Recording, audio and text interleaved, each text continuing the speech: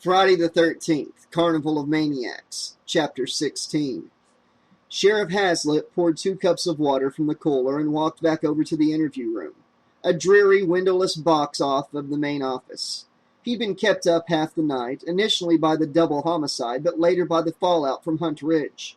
The people there had heard about the murders of Trick and Z-Mall and had come swarming over Crystal Lake, until, at about 5:30 a.m., the entire investigation had been taken over by some big shot from Newark, who'd also helped himself to most of Hazlitt's staff, which was why the office was now deserted and why a seriously pissed-off sheriff hadn't told anyone about the phone call he'd received a few hours ago, a call that just might turn things around in his favor. He nudged the door open and placed the cups down on the interview room table. Both drinks were for his seated guest, and she wasted no time in sinking one of them. "Thanks for coming out," said Kyler, wiping her lips. "Hey," smiled the sheriff ruefully. "The last time I ignored a phone call, someone got killed." "You couldn't have reached them in time." Kyler's remark was an unquestionable fact, but the sheriff dismissed it as a lame effort to reassure him. "All the same," he commented, "it's not a mistake I intend to repeat." Kyler tried a change of approach. "How's the investigation progressing?" she asked, unaware that she was now prodding an even more painful nerve. "It's not," replied the sheriff tersely. "You saw what happened at Hunt Ridge. They followed it back here, and now it's out of my hands. The only part I don't understand is where you fit in." Her eyes flicked up and were met by a stare waiting in ambush. "What do you mean?" she asked. "Well, look at you. You've been burned, beat up. You walked miles till you found a phone. Why aren't you back at Hunt Ridge with your own people?" "The Bureau are there?" She frowned. "Sure, but what happened to your car, and where's your partner? You still haven't told me everything." "Jason," she said flatly. Hazlitt sighed. "I've just spent half the night listening to a dozen senior officers bend over backwards not to use that name." "It was Jason," she repeated. "So I guess you don't know anything about your Sawicki friend going crazy with a knife and revolver?" Kyler reeled in her seat. "What?" Or eyewitnesses saying they saw Sawicki at the carnival." But if Hazlitt thought this new evidence was going to test Kyler's resolve, he was sorely mistaken. "I saw Jason with my own 2 eyes," she stated. "You saw an imposter."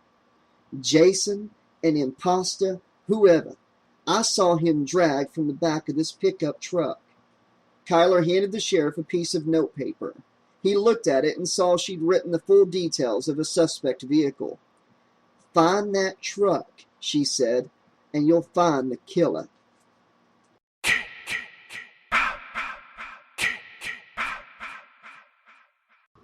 Jason wrapped his hands around Alice's throat and squeezed. Tighter, tighter. He coiled his fingers about her neck and drilled his thumbs into her windpipe. She tried to scream, but her cries escaped as bubbles through the bloody holes in her throat. Holes like the black pits of Jason's emotionless mask. And then she woke up. Alice started in her seat before realizing it was a quiet, sunny morning and she was perfectly safe. Jason was immobile in the back of the truck, and there was no traffic anywhere along the mountain road. But then she noticed the clock. Shit! Of all the problems Alice had faced these last few days, the obstinate display face reading 11:37 still managed to depress her. She'd been asleep nearly 12 hours. Worse, the auction was due to end sometime after 5, and she needed to be ready long before then.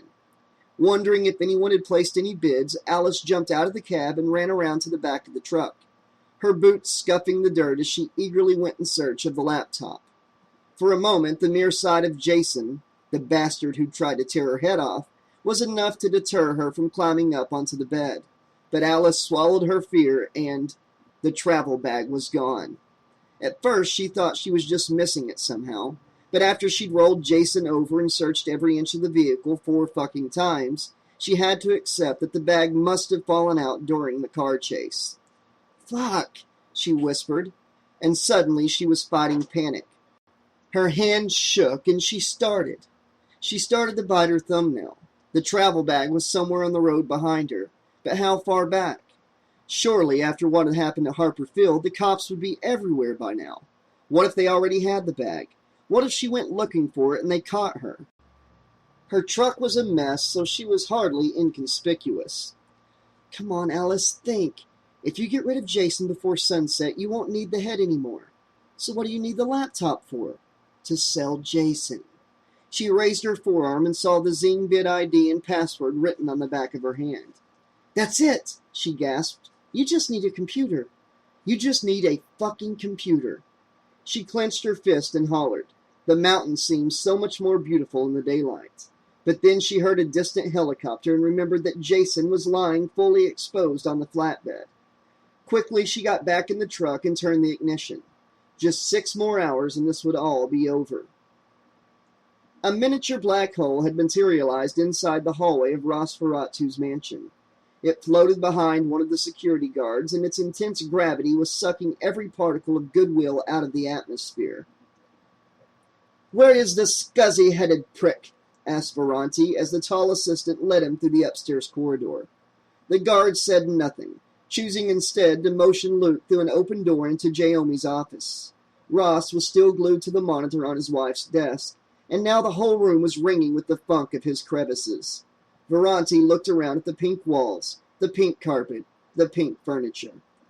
"I've never been here before," he commented, ogling one of Jaomi's lurid video posters. "It's like sitting inside a fucking pussy." "I can't leave the computer," offered Ross pathetically. "So I had to come all the way out here because you're stuck in a fucking porn cycle?" Luke's head started to bob with irritation, and it reminded Ross of the good old days. "Is that what you think of all of this? Is that what you think this is?" asked the singer. "You tell me," snapped Ferranti. "You're the guy who needs that clickety-fucking-click shoving up your arse." Ross took his hand off the mouse. "All right, listen," he began. "I don't have time to explain right now, but I need you back on the team, and—" The black piranha still hadn't taken a seat. He caught sight of himself in the mirror and smartly adjusted his jacket and roll neck. "What team's that?" he rasped, straightening his cuffs. "The fucking Egg Squad. Is that what it is? Team fucking Yoko up my arse? Team screw your manager and get arrested on the telly?" "Luke, I'm serious," said Ross as earnestly as his tired voice could manage. "I totally regret everything I said before, okay? I apologize. I fucked up." Ferranti was unmoved. "Too right you did," he rattled. "Now stop wasting me time. Either cough up the termination fee or go get yourself a good fucking lawyer." Ross decided it was time to put his cards on the table. "I want you to get me a slot on the hardest rock on earth," he announced plainly. "Tonight, live, I want to perform Friday 13th. "Ah!" Ferranti snickered. "Now I get it. You got me confused with Siegfried and Roy. Am I the fucking tiger?" "I've got something awesome lined up, but it can't wait." Ross came out from behind the desk, the PC momentarily forgotten in his urgency. "It'll put me right back on the top of the map." "Go ask your new manager?" sniped Luke, making for the door. "Oh, that's bullshit!" shouted Ross. "The whole thing with Jaomi, it was just... I was freaked by the cell figures." Ferranti stopped and glanced over his shoulder. "And where is Countess Benedict?" "She's out shopping or something or the other. How the hell do I know?" Ross had hated sending Jaomi away from the computer, even for only half an hour, but he knew what would have happened if she had caught Ferranti visiting with him. "Do you know how tough it is to get on hardest rock?" said Luke. "Everyone in town wants that, and they don't have their own facility, so you need a studio, a crew, set design, a feed, and that's before you even talk a deal. And you want it all by 2300? Are you serious?" "Pull it off," replied the singer, "and I'll pay you 4 times the termination fee in cash." Ferranti bobbed his head. "This egg shite's killing you? You know that?" Just do it, said Ross, offering his hand for a shake and make up. And if business still sucks after 7 days of the show, I'll give you the termination fee as well as the one-off payment, and I'll tear up the contract myself. Luke thought about it. For the first time today, Ross was starting to make some sense. Only on one condition, said Veronti finally. And what's that? I get 4 hours in the sack with your wife? Ross almost died. What? 4 hours of uphill grind with Jaomi? Oh, come on. I can't ask her that, Ross hollered. You know she hates you. If I told her she was part of the deal, she'd kill me. Come on, Veronti. That's totally out of the question. 2? Haggled the manager. It's me final offer? Done. And both men shook hands, closing the deal over Jaomi's porn star body. Ross had no idea how he was going to break it to her, but he sure as shit wasn't going to mention it before the end of the auction.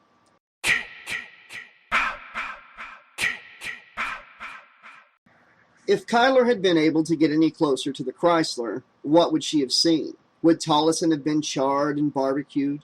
Would he have been ash? Or would he have been screaming and struggling to crawl out through the window while his body blistered and seared?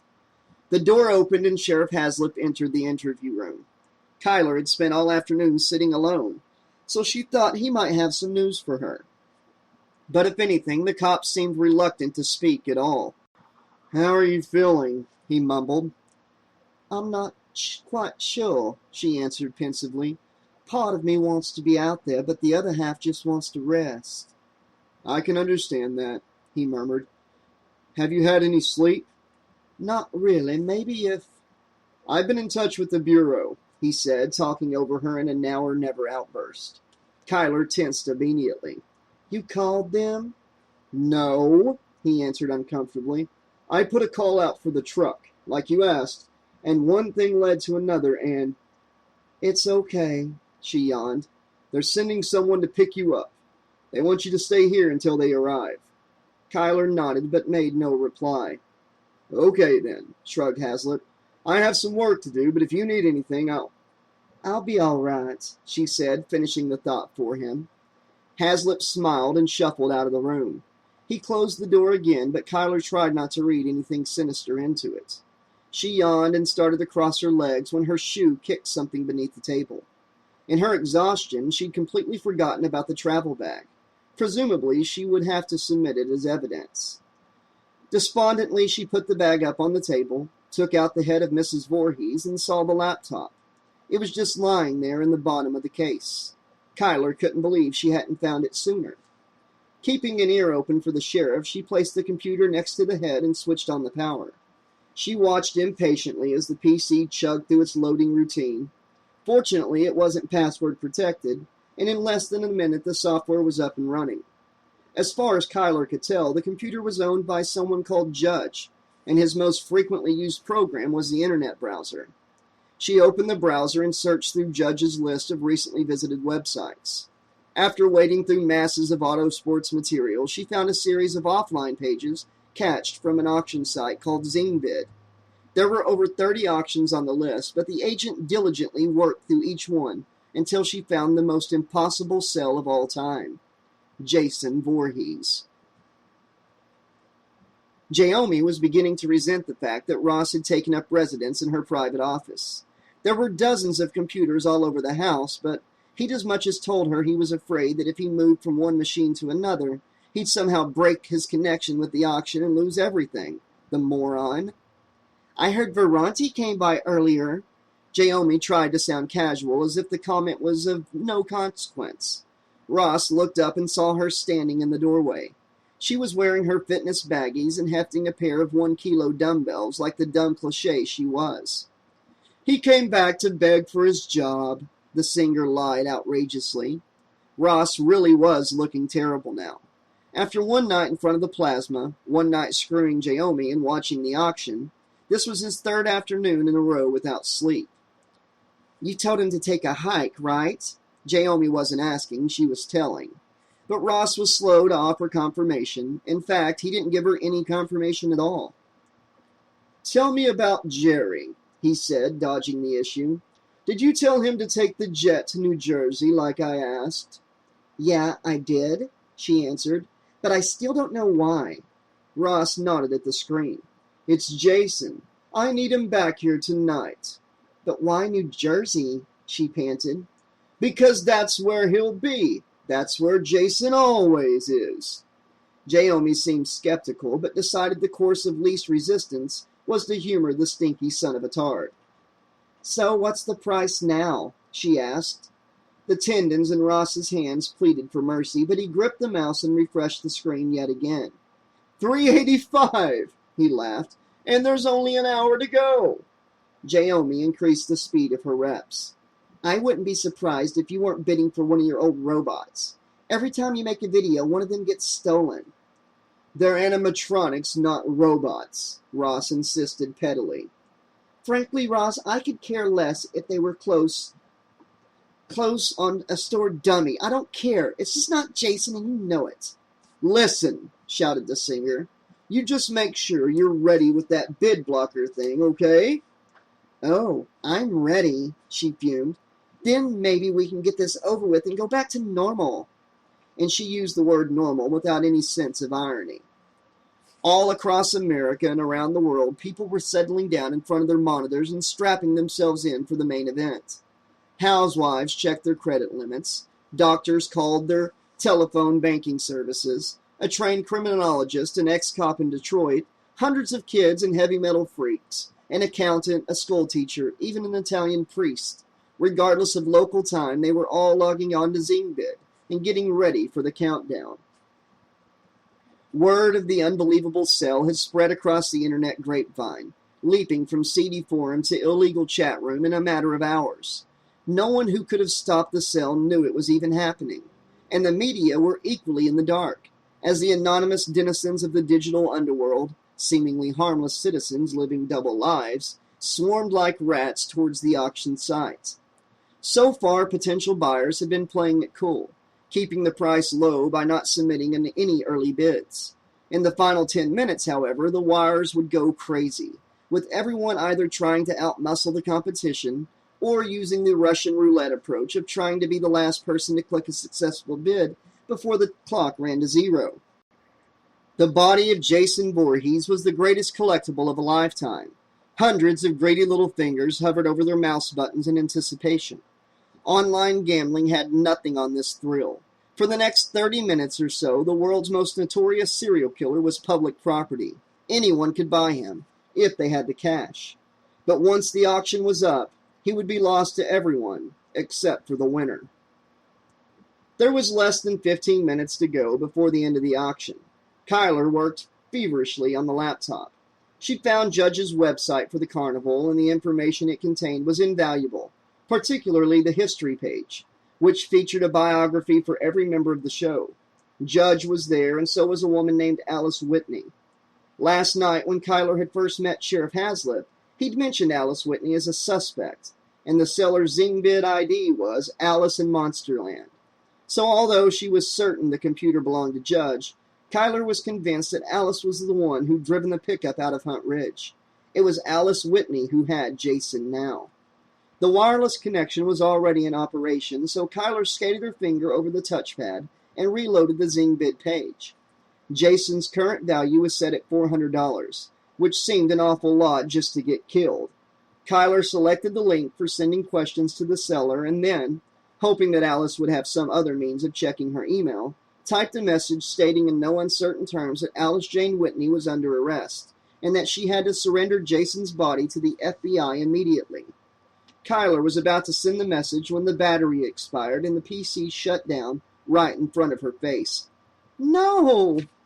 She frantically tried to restart it, but each time the laptop commenced into booted sequence, it automatically closed back down until eventually it didn't respond to the power button at all. Kyler searched the travel bag, but there was no sign of a power cord. She even checked the severed head. Maybe a cable was hidden inside? But the ragged parchment of Pamela's skin was unbroken, save for where a piece of vertebrae poked through the plane of her neck. Putting the head back on the table, Kyler tiptoed over to the door and pressed her ear to the frosted glass window. Hearing nothing, she peeked into the main office. There was no sign of Haslip or any of his men, and the computer on his desk was unattended. She crept over and started it up. Damn! The computer wanted a password. Kyler turned the PC back off and looked for a cord that might fit the laptop. She went rummaging through drawers, cupboards, anywhere that wasn't locked. But the office was too big and the auction had less than 10 minutes remaining. Desperate, she ran outside onto the main street, her heart sinking when she saw only a diner and a convenience store. 8 minutes remained. She hurried back indoors. Haslip still wasn't around, so she couldn't ask his help, even if she'd been willing to take the risk. All along, her plan had been to bid in the auction with the sole aim of securing access to Jason.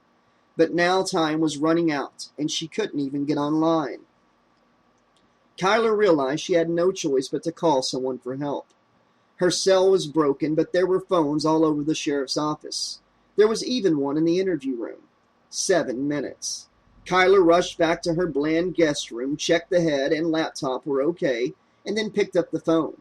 She didn't have many options. No one would believe her story about Jason. The FBI were coming out practically to arrest her. Haslip was doing everything he could to avoid her, and it would take hours to stop the auction through normal channels, by which time Jason would have completely vanished. No, there was only one person who could help her now. Kyler took the business card out of her pocket. The card was blank, save for a phone number. She hesitated. 6 minutes. Nope, she had no choice. Nathaniel Morgus took a moment to compose himself. He let the phone ring 2 more times and then picked up. "Ah, the elusive Miss Kyler," he declared grandly. "And how may I be of assistance?" A map of Wessex County was spread across his desk, with small flags pinned into Hunt Ridge, Crystal Lake, and all the other places Tollison's car had passed through. Opposite the desk, 3 huge screens ran endless news reports of the bloodbath at Harper Field. Morgus knew Special Agent Kyler was somehow involved, and yet it had taken her 21 hours before she'd deigned to contact him. Indeed, if Morgus didn't have one more ace up his sleeve, he'd probably have been feeling rather angry by now. In some town, USA, she was too tired to give a damn what the burg was called. Alice coughed up some metal for a coffee and went and sat over by the window. Lettering on the pane read, "Mackey's Internet Cafe." Her hangover was still killing her, and it didn't help that she hadn't eaten all day and had been driving north for hours. She chose a workstation position so that she could see the truck parked out on the street. A figure was slumped in the passenger seat with Alice's leather jacket thrown over its head, as if trying to grab some shut-eye. That was the only way she could think of hiding Jason, while she herself had dived fully dressed into a lake before reaching town to get rid of Glow's blood and all the puke. Now she sat with bated breath in front of the computer. The auction was going to end in just 5 minutes, and she had visions of 6-figure sums escalating in front of her astonished eyes. Other than the staff, there were only 2 other people in the cafe, and they were slurping their lattes, completely oblivious to what Alice was doing. Nevertheless, she maneuvered her body to hide the screen and then logged into ZingBid as Alice in Monsterland. A pop-up window announced, "You have 234 new messages." Alice clicked OK and went straight to the auction page. With 234 inquiries in just 1 day, Jason had to be worth a fortune. Her hands were shaking, so she took another hit of espresso as the sale page assembled on the screen. And there it was. Current bid, $702. Not even enough to get the fucking pickup fixed. "Damn you, Dad," she said, her whole life crashing down to this one moment of colossal failure. "Damn you to fucking hell."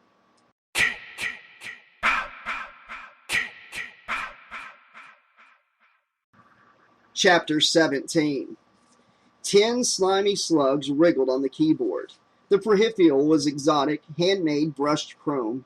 The perfect bed for 2 writhing hands, sweating sexual, leaving the grease and filth of obsession on every sordid key they punished. "Of course you've done the right thing, Miss Kyler," said Morgus, typing on his computer. "I offered you unlimited assistance." The obese collector was doing his utmost to sound leisurely, but inside he was burning with excitement. He knew how little Kyler trusted him, so for her to call, the stakes must have been considerable. "Where would you like me to look?" he asked. As before, Kyler's voice came through the phone with breathtaking clarity. "Go to zingbid.com?" "A moment, please." He dragged his slugs across the keys, and in a few seconds the page was displayed on his monitor. "Now what?" he asked her.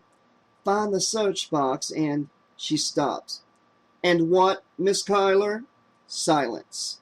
Morgus sensed that this was the moment of truth. Once Kyler told him what she knew, there would be no going back. The balance of power would shift irrevocably in his favor. But would she do it? Would she open Pandora's box? "Miss Kyler," he prompted. "Type Jason Voorhees," she said hurriedly. Now it was Morgus's turn to hesitate. Only it wasn't reluctance that was holding him. It was doubt. It didn't seem possible that he would find Jason here on this tawdry auction site. And yet the only other explanation was that Kyler had found out what Morgus really wanted, and the cruel bitch was just toying with him. His rational mind was still deadlocked, desperate but not daring to look, while the slugs typed with the will of their own, Jason Voorhees. Click. And then a single word spilled from his lips. "Heavens!" "Can you see it?" asked Michelle through the line. At the precise juncture, Nathaniel Morgus could see nothing else. There, in 1024 by 768 pixels, was the holy grail of Jasonalia, the one remaining treasure, the only thing Morgus needed to make his life complete. "Are you still there?" she asked. "There's less than 3 minutes. You've got to make a bid. Put on any amount. If someone else wins, we'll never find Jason again. Do you understand? It's the only way we'll recover Jason's body. You must win this auction, Morgus." Morgus, however, was in the grip of a physiological condition he had never experienced before. He was actually speechless.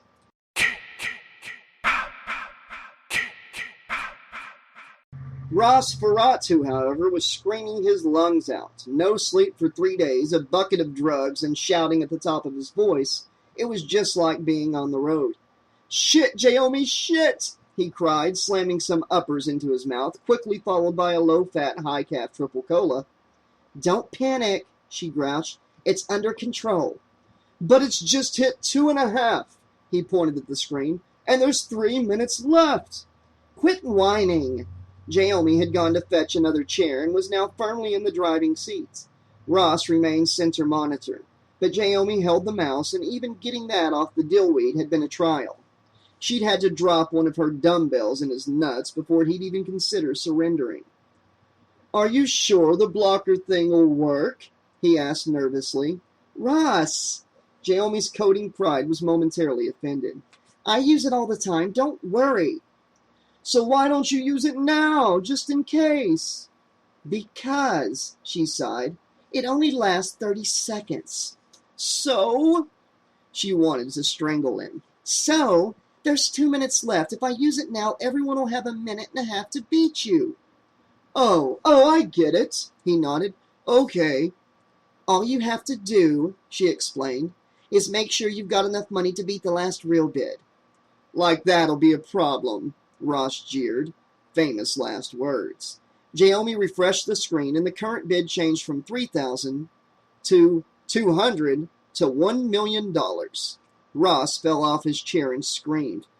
"It's that fucking ass-tool Morgus! It's gotta be Nathaniel fucking Morgus!" From pole to pole, the $1 million bid came down like a giant hammer and smashed all the wannabes into pieces.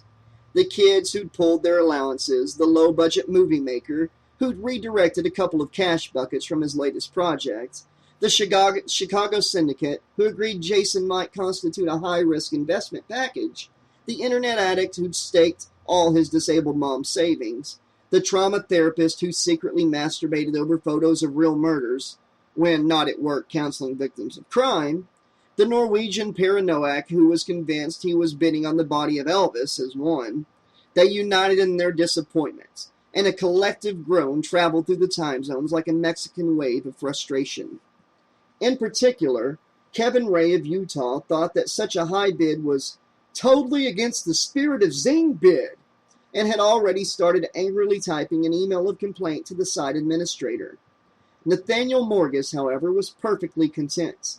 It had taken him longer to create an account using one of his aliases than it had to enter the winning amount. Now he sat alone in his office with a radiance that was sickening. $1 million meant nothing to him. Indeed, $1 million was practically vulgar. It was the kind of figure that got the little people excited. "Have no worries, Miss Kyler," he said aloud. "Everything is under control." "Have you won?" she asked sharply. "In a moment, Miss Kyler." $2 million appeared on the screen.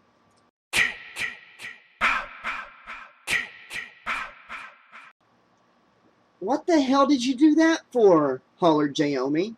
She didn't know what annoyed her more, that Ross had snatched the mouse off of her, or that he was wasting his money like a total retard. But the singer was unrepentant.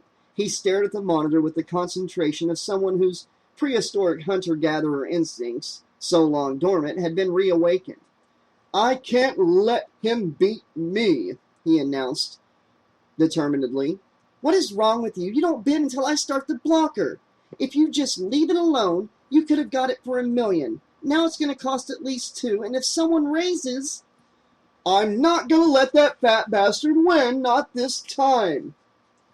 "But you don't need to bid," she screamed point blank in his face. There was 1:10 remaining. Ross refreshed the data, saw it was still $2 million, and looked directly into his wife's beautiful eyes. "Jaomi, you're either with me or against me." "Do you know something?" she said, unflinching in the heat of both his hard-ass act and his unwashed breath. "You're a total dick." "No, I have got everything lined up," he said, ignoring her. "I've got Jerry in New Jersey waiting to bring Jason here. I've got Verante setting up a live broadcast for 11:30, and..." Jaomi pounced on Ross's careless remark. "Tell me I didn't hear that." She crossed her arms and sat back. "Say what?" Ross regarded her as if she'd just spoken in Martian. "You and that Irish spunk nut," she began. "Don't tell me you've gone behind my back, because if you need a TV appearance, let me handle it. My pedicurist knows someone who works on Jimmy Kimmel."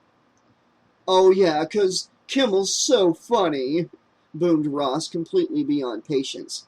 "Give me a fucking break." "Well, you're not working with Verante again. That's not something I see as a possibility." Suddenly, Ross yelled, 40 seconds! Shut up and get ready!" "Give me that." Jaomi wrenched the mouse out of his hands and moved the cursor over her bid blocker. Kyler felt utterly frustrated. She had seen Jason for only a few tantalizing seconds before he'd been taken from her, and now it felt as if he was moving further out of reach.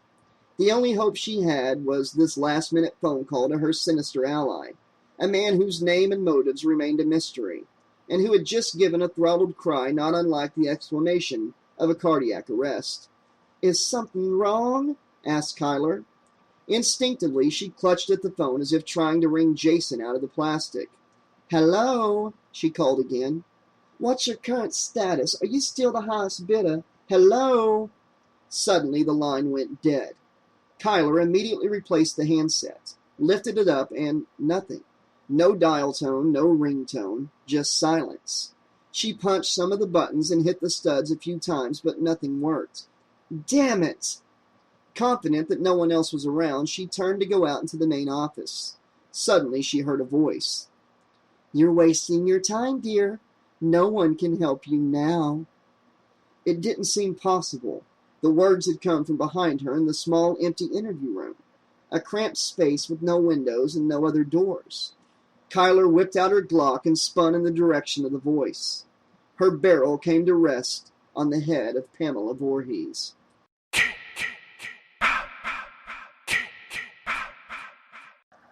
"35 seconds remained until the end of the auction, and the price had ping-ponged up to $5 million. "See?" shouted Jaomi. "I warned you, you fucking moron!" But Ross only had eyes for the flat panel. 29 seconds! He shrieked. "Go, go, go!" The MIT graduate, who also possessed a diploma in blowjobs, swung smoothly yet swiftly into action. She double-clicked her clip art icon, and a bright pink window opened up in the center of the screen. The bid blocker was now in operation. "Go on," shouted Ross. "Put the bid in!" The singer was so close to pissing his pants that it just wasn't funny. But Jaomi was unflappable. She typed fluidly with all 10 fingers, not making a single mistake as she keyed a series of commands into her program, followed by the most crucial entry of all, $5 million and 1 cent. Enter.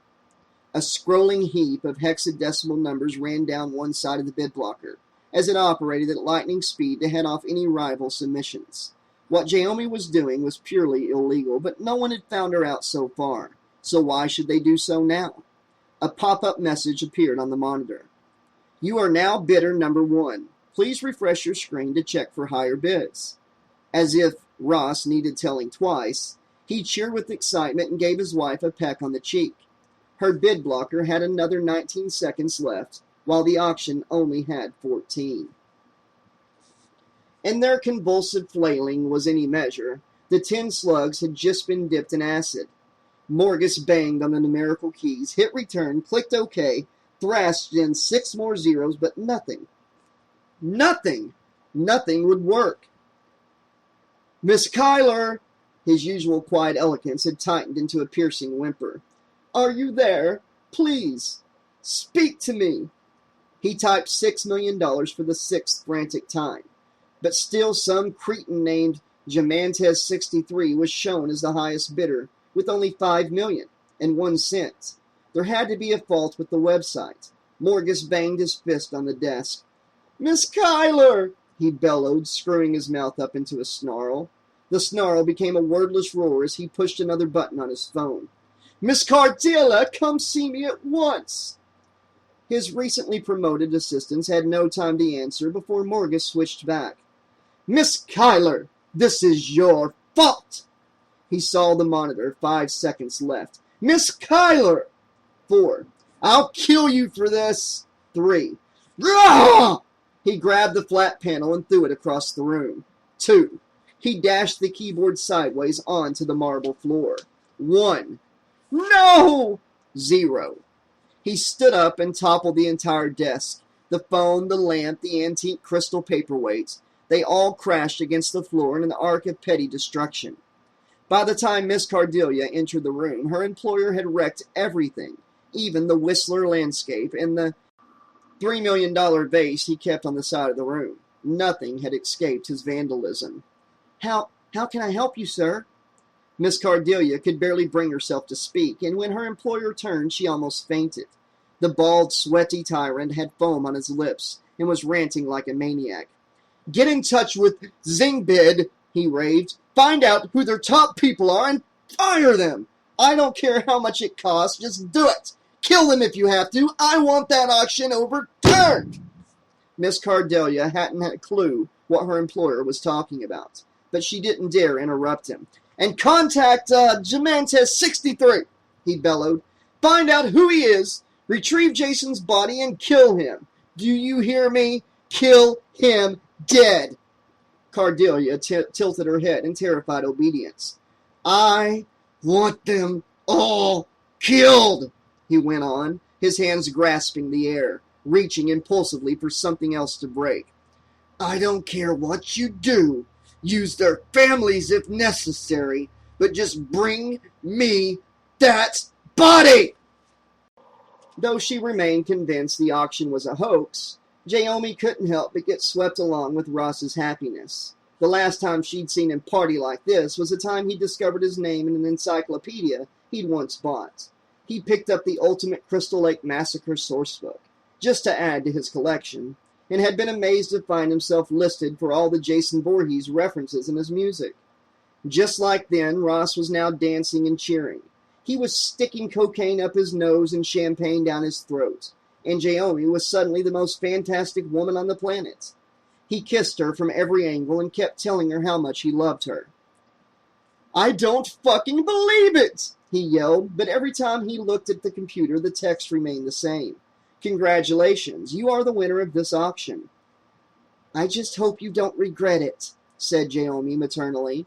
She didn't want to piss off her man or piss on his parade, but Ross had to prepare himself for the worst. He was about to blow $5,000,001 on a fraud, and when the shit finally hit the fan, who would he come crying to? For now, though, Jaomi had to smile. Ross was jumping around like a little boy. "Who the man?" he shouted in triumph. "Quick! Send a message to the seller. Tell him we'll do everything he asks. Cash, no questions asked. We'll pick it up right now. Call Jerry, ask him to..." Ross was interrupted by a gentle ring from the computer. Jaomi sat down in her chair. It was unpleasantly warm, and swapped to her mail program. She just received a message from Alice in Monsterland.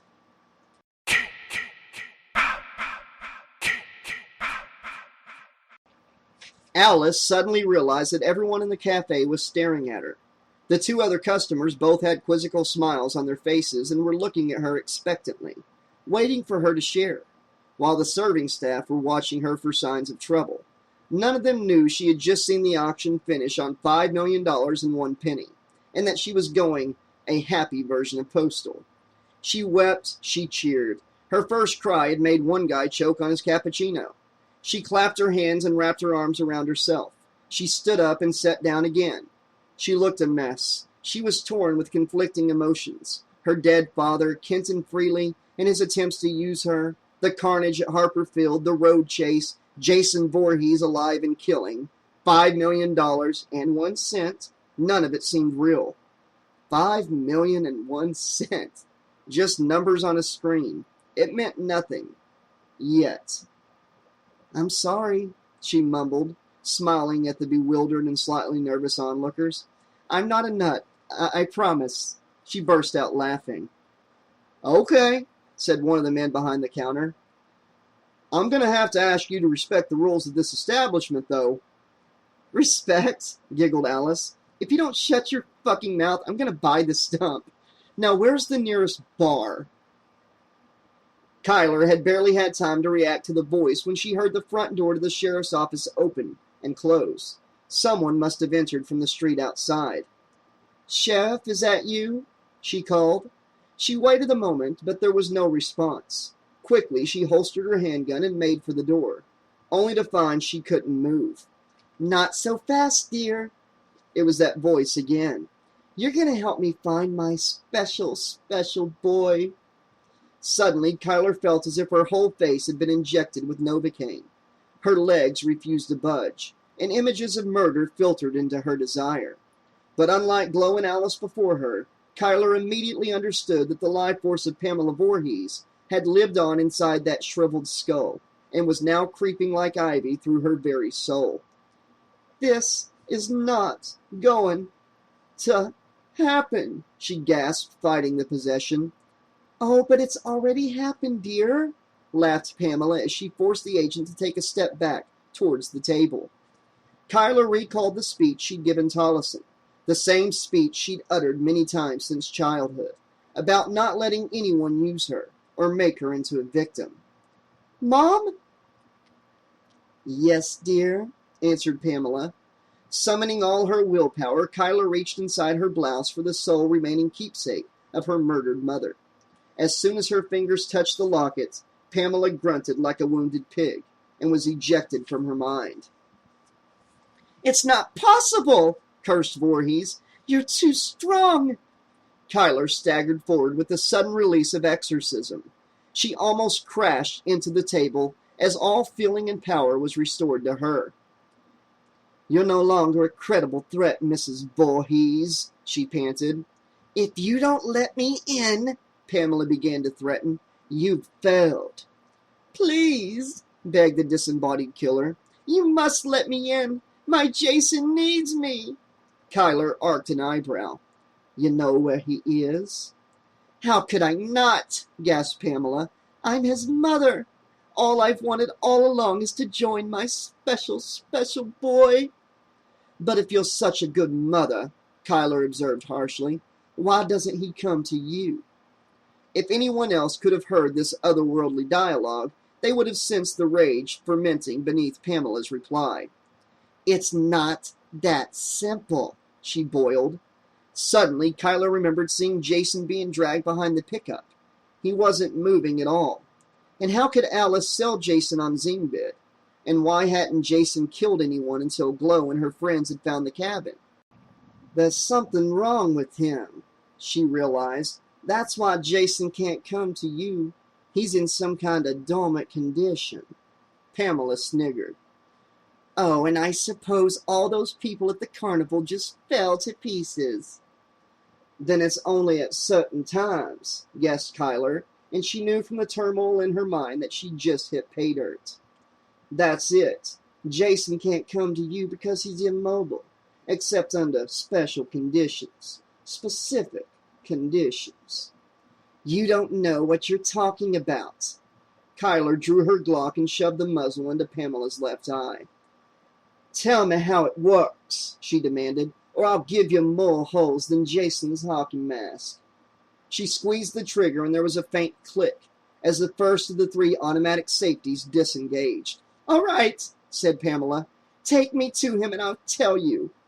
The FBI agent didn't trust Pamela one bit, but she was in no doubt that the maternal maniac would lead her to her son. Finding Jason had always been Kyler's primary objective. Okay, Mrs. Voorhees, it's a deal. Now where is he? Kyler returned the gun to its holster. Do you think I'd fall for a stupid trick like that? Spat Pamela. I said I'll take you to my boy. Michelle sighed. Her mistake had been unintentional, but she still needed proof that Pamela would honor the agreement, at least until the inevitable double cross. So she chose her next question very carefully. Tell me Jason's secret, she asked. Why isn't he active? Pamela replied without hesitation. When my Jason's hurt, he takes time to get better, and the more he's hurt, the longer it takes. But last time he took such a horrible beating that it was too much for my poor boy. He needs Mommy's help. But at the carnival he seemed fine. Pamela chuckled. Frankly, dear, I don't really understand it myself, but when I see a full moon, I can give him some of my strength. And when I can't, he falls asleep again. Kyler was suddenly dizzy with the possibilities. She already owned Pamela's head, so if she could find Jason... That's incredible, she said. Yes, agreed Pamela. My Jason having an awful time. But don't worry, Mommy knows how to fix him. Kyler reacted sharply. What do you mean? He's just sick, Pamela explained, but we can cure him. Don't you see? If we help my Jason kill someone on the same day that he died, he'll be in the pink again. Then he won't need the moon anymore. Friday the 13th, muttered Kyler. But that's today. And that's why we need to find him, said Pamela. Now, let me in. Kyler experienced the rapid numbing of consciousness, which told her that Pamela was trying to possess her. She stroked the locket. Her connection with her own mother was even stronger. I don't understand, cried Pamela, denied. We made a bargain. Oh, I'll take you, said Kyler, ignoring the killer's nail-on chalkboard wrath. But you'll stay in here. She lifted the severed head and returned it along with the laptop to Alice Whitney's travel bag. Even out of sight, the remnant was close enough to speak into Kyler's mind. How will we get there? Asked Mrs. Voorhees. The agent zipped up the bag and sneaked over to the door. She waited a moment and listened. Ever since the sheriff had returned to the office, he hadn't made a sound, or maybe she'd been too preoccupied to notice. Well, it's not standard procedure, whispered Kyler, but I'm going to steal the sheriff's car. Why, what a clever girl you are, said Pamela approvingly. Now be quiet. Kyler gently opened the door, but was confused to find the room empty. No sheriff, no deputies. The place was deserted. Better still, Haslip's car keys were lying on his desk. The agent took them and made for the rear exit, an alley where the patrol cars were parked. With the sheriff himself gone, Kyler was worried his vehicle might also be missing. but when she stepped out into the evening air, she saw the car standing exactly where he'd left it after driving her back. She went round to the driver's side, opened the door, and Haslip's body fell out. There was a bullet hole between his eyes. Kyler took out her gun, but had only just started to scan the alley for possible targets before a figure came up behind her. "Tollison!" She couldn't believe it. Her partner was standing there, smiling. He was very much alive. Corey Tollison stepped forward to greet her. "Hey there," he said. But instead of embracing her, he expertly delivered a blow to the base of her skull with a PR-24 nightstick.